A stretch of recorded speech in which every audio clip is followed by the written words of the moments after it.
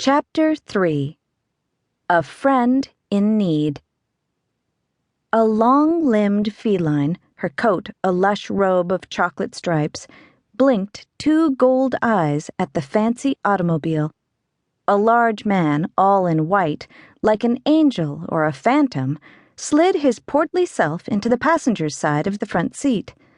Another man, with hair as black as a raven's wing and the scent of the desert about him, tested the rear passenger door handles. They were locked. The cat undulated her long dark tail ever so slowly. In that instant, the man from the desert worried that he had forgotten to lock the latches on the wicker trunk fastened at the rear of the vehicle. He stepped around to check. Locked.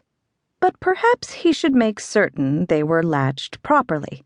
He undid the locks, and the cat flicked her tail again. Was it by mere coincidence that a puff of wind caught the chauffeur's cap at that exact instant, sending said cap tumbling down the drive? We leave it to you to judge. At any rate, the man gave chase, rather a goodly distance. It was a shockingly vigorous gust.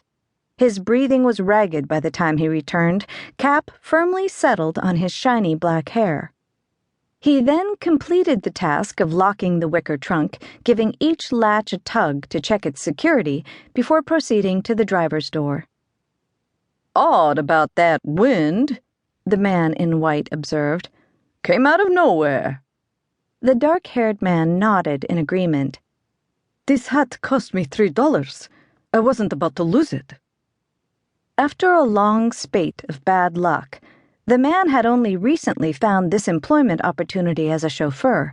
He was eager for his first paycheck, which would help him recoup the cost of said cap and the rest of his snappy driver's uniform.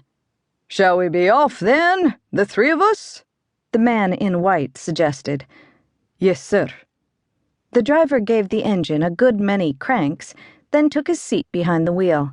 He drove cautiously down the rutted lane, under the gray flannel afternoon sky, completely unaware that the vehicle now carried not 3, but 4 passengers, one of whom was curled up in a wicker trunk next to a well-worn carpet bag, where she was carefully bathing each of her 4 white paws.